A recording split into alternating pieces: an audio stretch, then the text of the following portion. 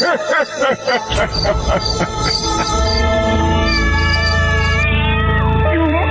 Kliwon.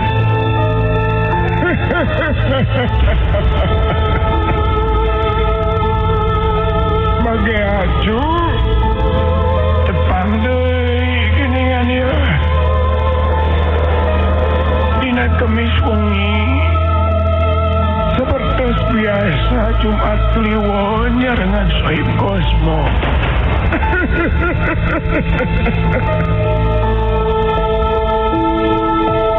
Aya sababaraha carita dina wengi ieu anu baris dipedar cu. Tapi omat ulah ngadangukeun Jumat Kliwon sosoranganan. Omat cu bisi aya nu maturan, bisi aya nu datang. Kade ulah ngadangukeun Jumat Kliwon sosoranganan.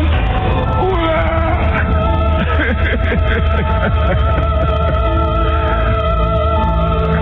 Wilujeng ngadangukeun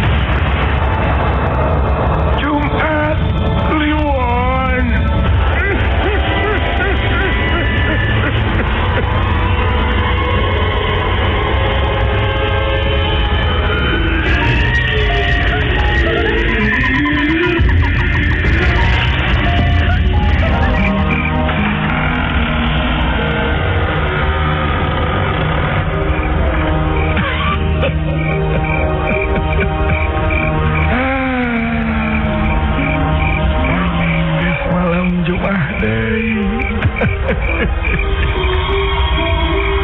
Sampurasun sunat kemarana durang sunat.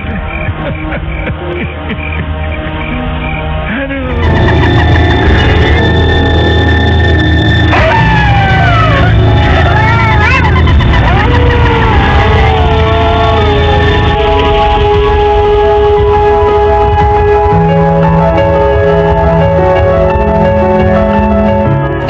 Kuring Abdul Rahman ngan ari katelah ku balarea mah Mang Aa pagawean sapopoe ngadodorong roda baso tahu nyacinak nama kuring teh tukang dagang baso nguriling ka saban lembur nyorong roda baso tahu. Hiji mangsa pareng dagang teh poe Sabtu malam Minggu. Nya alhamdulillah poe eta mah dagangan teh payu pisan. Sigana wae pedah malam Minggu meureun. Malahan harita dagangan teh ngan tinggal 4 porsieun deui. Basa kuring ningali jam geus aya kana jam 11 peuting. Kusabab geus loba anu kajualna, pamikir tinggal 4 porsieun deui mah rek didagangkeun bari balik. Ninggang teu beak oge, da geus puguh poe eta mah rada mucekil batina. Jadi lamun dibawa balik ka imahna oge nyamual matak rugi. Dina muru balik ka imah nah poe eta mah beut make hayang jalan ka Ciparai Tengah. Sedengkeun mun kuring ngaliwat ka Ciparai Tengah mah kudu ngaliwatan ka Astana Gede. Malah cek batur mah palebah jalan Astana Gede eta teh rada angker lamun peuting mah. Tapi sok sanajan kitu kuring teu ngarasa keueung.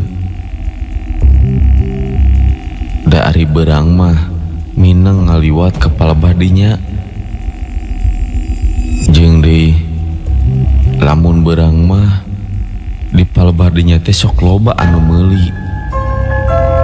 Nya ieu oge sugan we. Ari 4 porsi deui mah aya nu ngadon meuli di palebah dinya. Kuring teu ngarasa keung. Pan poe eta teh malam minggu.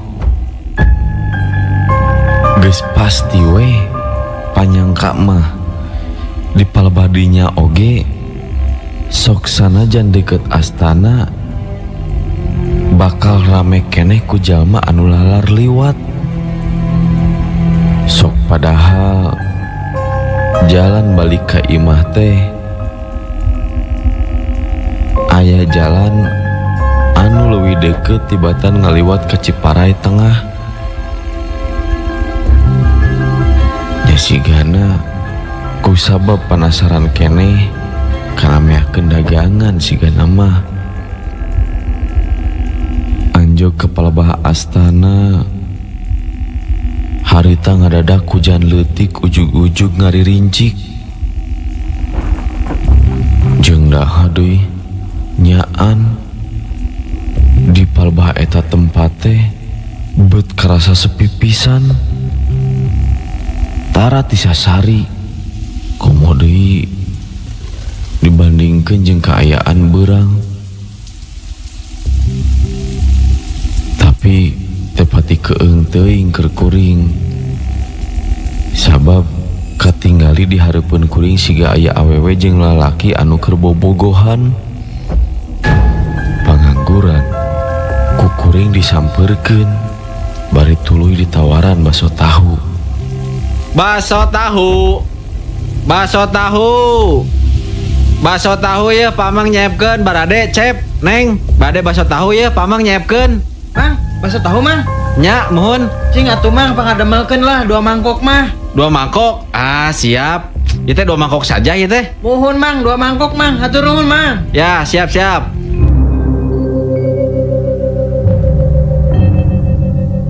Kuring ngaladangan bari ngarasa bunga. Sabab aya anu meuli samemeh tepi ka imah. Kuring beuki ngarasa bunga basa eta anu awewena menta dipanggieunkeun deui sapiring deui. Teu lila kuring mikeun baso tahu ujug-ujug geus beak deui. Malahan eta awewe teh minta deui jadi 3 piring. Harita mah atuh kuring beuki atoh. Geus sidik dagangan teh beak. Moal aya nu kabawa balik ka imah. Tapi sanggeus beak baso tahu di dahar ku eta awewe. Kadenge deui eta awewe teh menta dipanggieunkeun deui sapiring deui. Atuh kuring langsung ngabejakeun ka eta budak awewe yen dagangan teh ngan ukur 4 piringeun deui. Jadi tadi anu dibikeun ka manehna teh piring anu terakhir. Sanggeus kitu mah nya eta budak awewe teh nanyakeun hargana sabarahaeun. Kuring ngabejakeun yen kabehanana 4 piring. Jadi lamun diduitkeun nya 20 ribuan. Tapi kuring jadi ngerasa heran kusabab eta budak awewe teh kalahkah ngasongkeun dangdaunan anu geus garing. Lain ngasongkeun duit ka kuring, malahan dina ngasongkeunna oge eta budak awewe teh teu katingali jelas beungeutna. Neng, nah geuning ieu mah kalakai sanes artos. Nya jajan baso di artosanku kalakai. Lah si neng mah kumaha ieu teh? Geus kuring nyerita kitu eta budak awewe teh mimiti nyengkatkeun sirahna. Barang cengkat breh katingali ku kuring Kuring langsung molotot bari jeung leungeun ngeleper. Eta budak awewe teh beungeutna pias.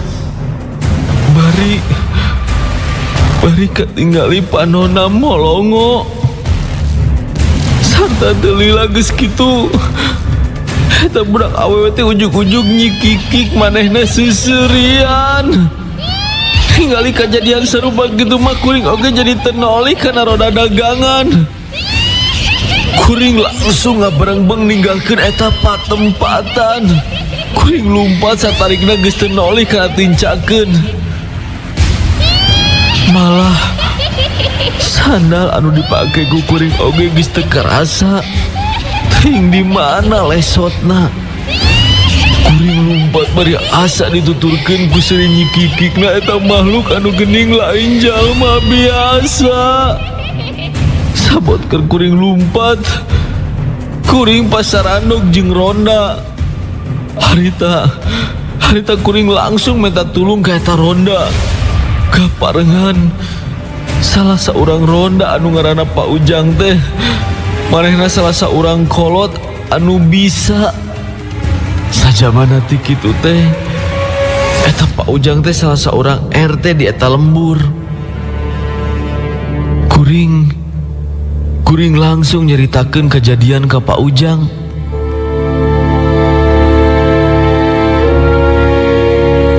Malahan kuring minta tulung keur nyokot roda dagangan anu diculkeun di sisi jalan di Palebah Astana.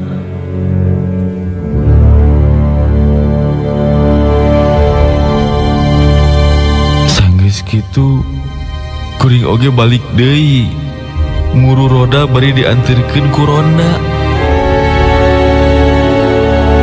Barang anjog ka palebah roda,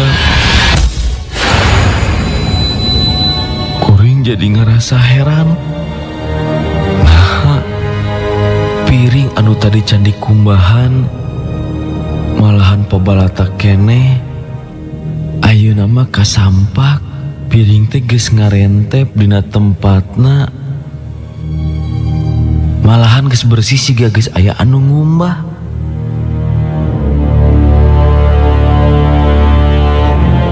Nyesuk sanajan heran oge. Kusabab kuring mah masih kene ngarasa sieun. Nya can pati loba omong. Kuring langsung we ngadodorong roda baso tahu. Maksudna rek didorong heula ka Palebah pos ronda. Kuring rek ngadon reureuh heula di pos ronda. Nyata moal waka balik ka imah. Nya kuring ngadon milu istirahat di pos ronda. Malah harita kuring bari ngadongengkeun kejadian anu cikeneh ka alaman. Keur kuring istirahat bari di baturan kuronda, kuring ngorenjag kusabab langsung baso tahu teh katinggali ngebul. Penasaran langsung kukuring dibuka barang bre. Nah dina pulang baso tahu teh bet jadi pinuh deui ku baso tahu. Sok padahal apan tadi teh geus beak. Kejadian sarupa kitu teh teu kapikiran ku kuring. Malahan kuring lila ningali baso tahu nu aya dina buleng. Masih can percaya yen eta teh baso tahu asli. Geus jelas yen eta teh baso tahu asli. Kuring miringan baso tahu anu maksud rek ngawadahan ke ronda anu geus nulungan kuring. Selang sababaraha menit ujug-ujug aya dua urang awewe anu nyamperkeun ka kuring. Dua urang awewe teh datangna make motor. Eta dua orang awewe anu numpak motor teh mesen 3 bungkus baso tahu.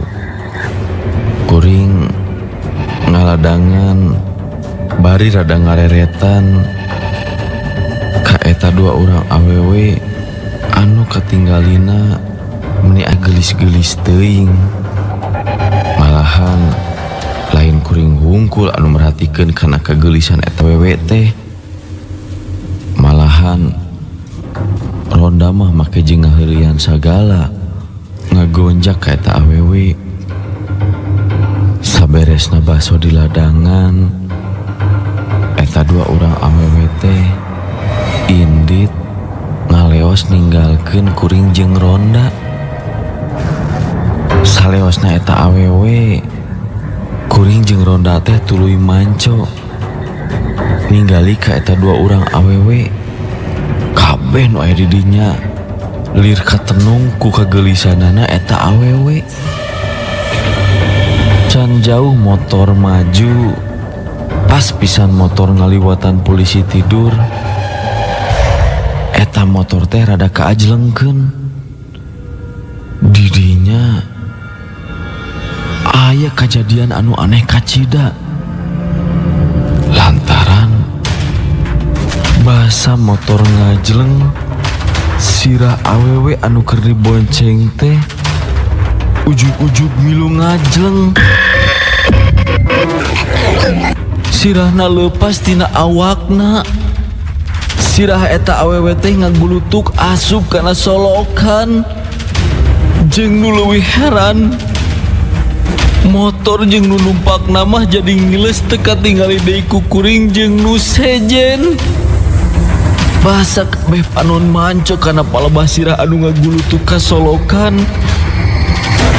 Ujug-ujug eta sirah teh katinggali ngalayang ka luhur. Bari jeung dibarengan ku sora seuri anu ciciri hilang. Tina sirah buntung eta katinggali nyak celakan getih. Eta sirah anu kakalayangan bari seserian ngapung ngalayang sarta ngurilingan ka luhur. Harita keneh kuring jeung ronda ti buburanjat. Sabab kabeh ngarasa sieun anu kacida ku eta kajadian teh. Anu teger mah ngan ukur Pak RT jeung sigana leungit eta sirah anu ngalayang teh di parancahan disinglarkeun ku Pak RT. Penting eta mah kuring ngadon milu istirahat di imah RT. Kuring teu wani neruskeun balik ka imah. Harita kuring kasarean di imah RT. Malahan kuring nyaring teh sanggeus isuk-isuk. Sanggeus kitu mah kuring gura-giru balik ka imah.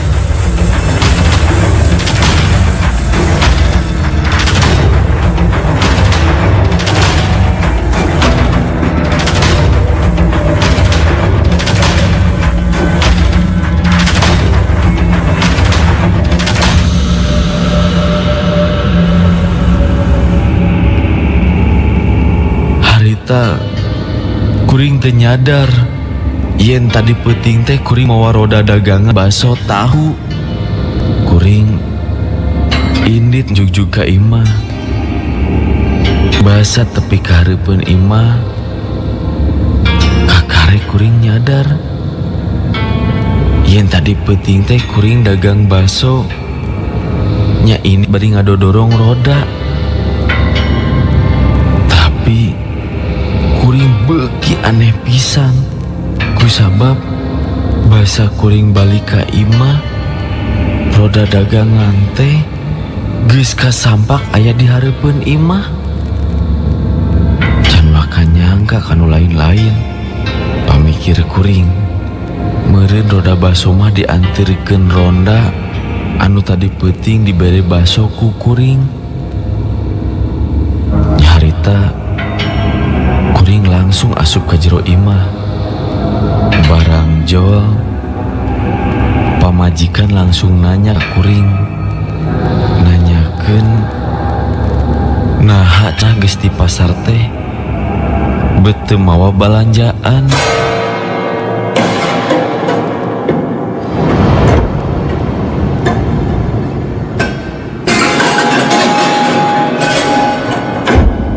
Atuh kuring jadi ngahulang ditanya serupa kitu ku pamajikan teh. Kuring teu bisa ngajawab kenapa nanya ti pamajikan. Nu aya ngan ukur ngarasa olohok kena eta kejadian. Malah anu leuwih reuas cenah ti peuting keneh oge kuring mah geus aya di imah. Nya pangakuan pamajikan, kuring peuting tadi sare jeung pamajikan. Sok padahal apan tadi teh kuring kasarean di imah RT. Nya balik oge nepikeun ka kaberangan.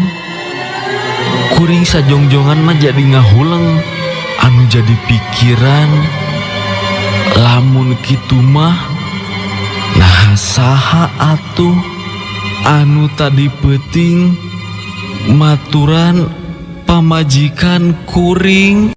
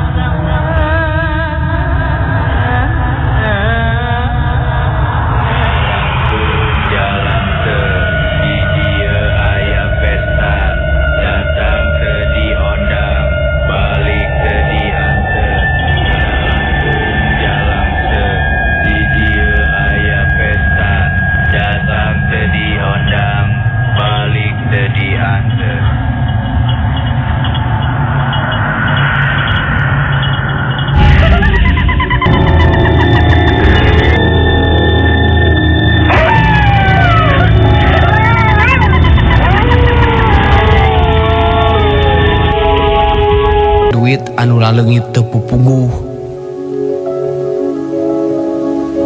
Aya we keterangan bahwa leungit teu puguh sarupa kitu teh di eta lembur teh aya nu munjung. Samalah pernah aya sababaraha urang jalma anu kawenehan siga aya bagong anu liar di eta lembur. Nah, moal kitu duit loba leungit teu pupuguh teh ku babi ngepet euy. Bisa jadi, soalnya basa peting kamari mah kuring ngadenge aya sora anu sasagrok di palbah warung beis. Aduh, mun nya teh mah aya babi ngepet euy. Kumaha atuh cara newakna nya? Tah, ti mimiti peting ieu mah wayahna we nu ngaronda teh kudu rada ditambahan. Kurang cobaan kepung eta babi teh. Wah, bener setuju tah. Cekolot mah anu sok dipake usaha ku babi ngepet teh lamun teu malam Salasa malam Kemis cenah tah. Oh gitu, isukan atuh malam Salasa mah. Nya orang cobaan atuh ngerahkeun warga peting isuk mah. Urang intip ka warna eta babi, lamun aya urang kepung, terus urang tewak. Bener, mending saban peutingna tara kurang ti tujuan.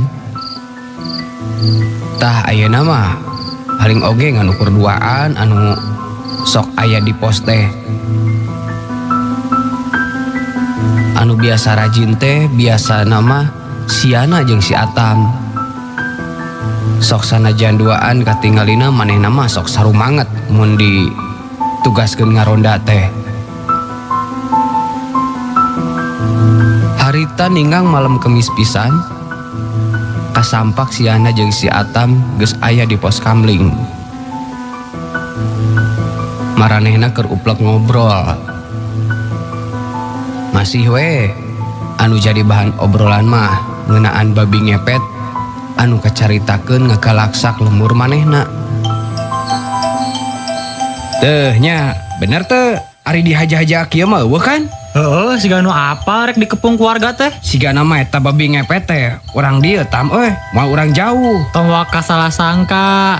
Sanu nyaho bisa wae tinu jauh ngan ngadon usaha ngepet di lembur urang. Atuh ari geus urang mana deui? Siga anu apa wae rek aya nu ngepung ieu mah, siga nu nyahon, siga nu ngadenge kana rencana warga.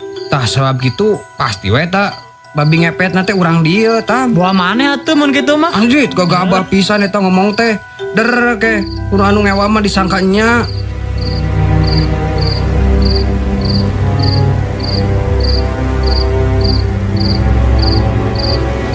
Keur ngobrol di pos sarupa kitu ujug-ujug ti angangna ti palebah Imah Mang Romli kadenge aya nu ngagorowok bari nyebut-nyebut aya babi.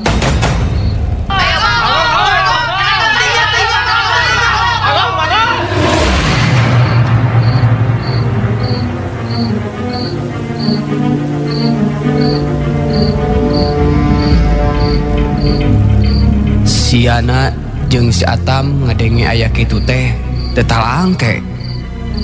Manehna duaan langsung carengkat. Bari terus nakolan kohkol ditihtirkeun tanda bahaya. Puguh oge sok sanajan waktu geus aya kana jam 11:30 peuting disebutkeun aya babi ngepet mah kontan. Warga kalaluar bari sacekel-cekelna. Aya nu nyekel pakarang atawa oge mawa panggebug. Nyaan pisan peuting eta mah. Sampak di buruan Imah Mang Romli teh aya babi bodas. Teu antapara deui lantaran geus pada-pada ngarasa gemes bari jeung teu apal naha eta teh nya babi ngepet atawa lain. Warga langsung ngepung eta babi supaya taya lolongkrang keur lumpatna.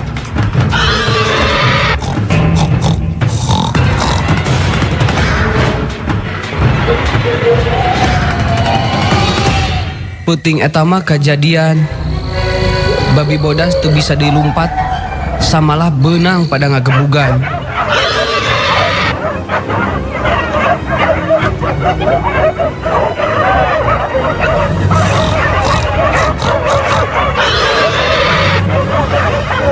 Babi bodas oge geus teu bisa ngecat deui sabab sukuna geus pateh keuna ku panggebug. Eta babi bodas ngagoler bari jeung katingali dina awak jeung huluna aya getih anu kaluar. Bari sing jararowok warga nyebut-nyebut babi beunang.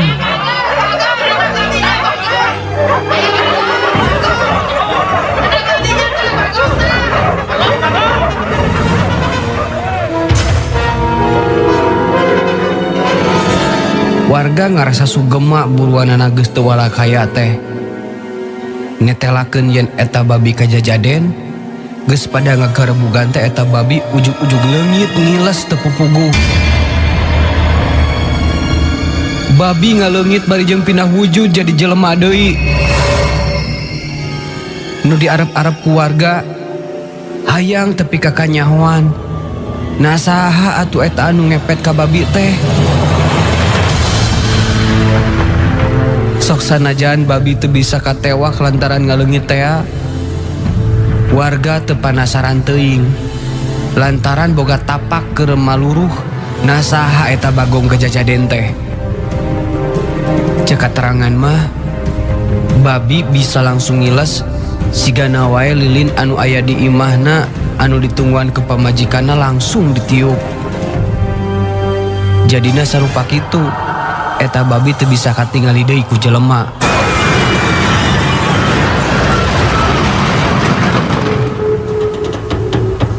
Babi ngepet anu teu walakaya pada ngagebugan.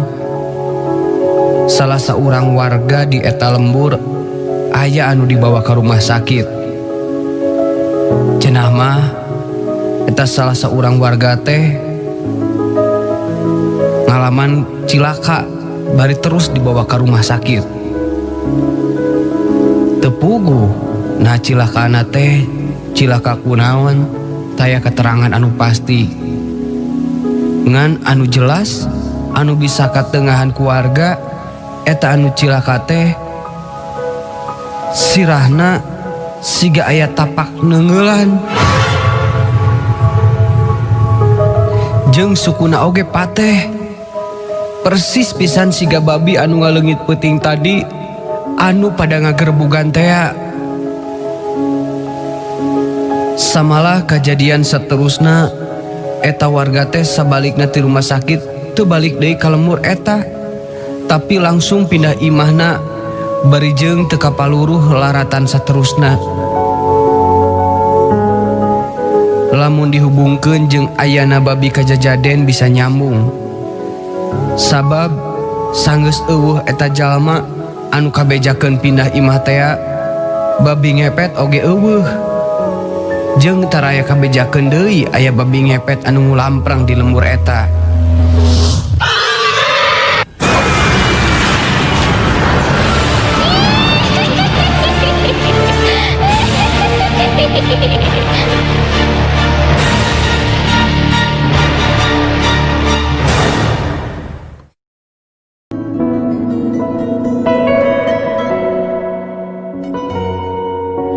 Malam sunyi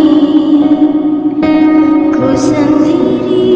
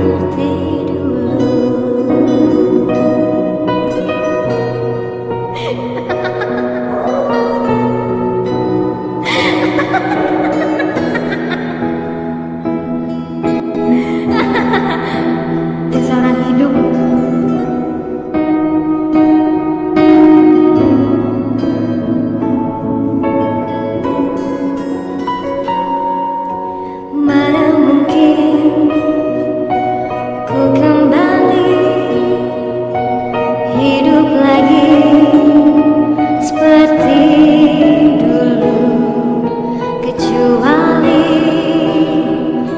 engkau mati. Mohon mengerti.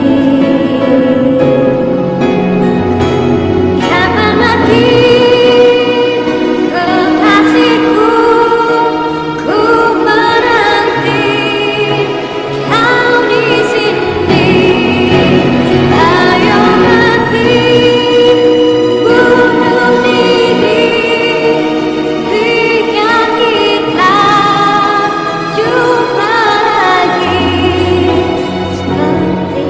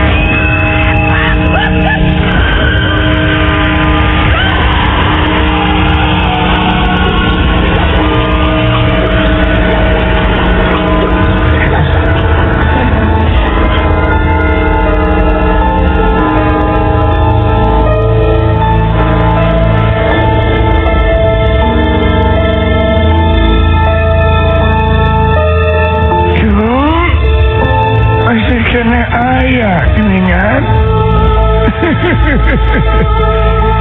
Tapi sekarang tu waktu nak tanya kapan. Aki kedah pamit lah, kedah uya ke tempat anu jauh tu.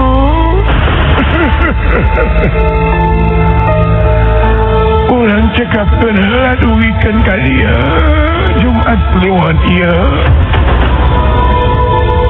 Malam Jumaat payun orang tak sarangan deui.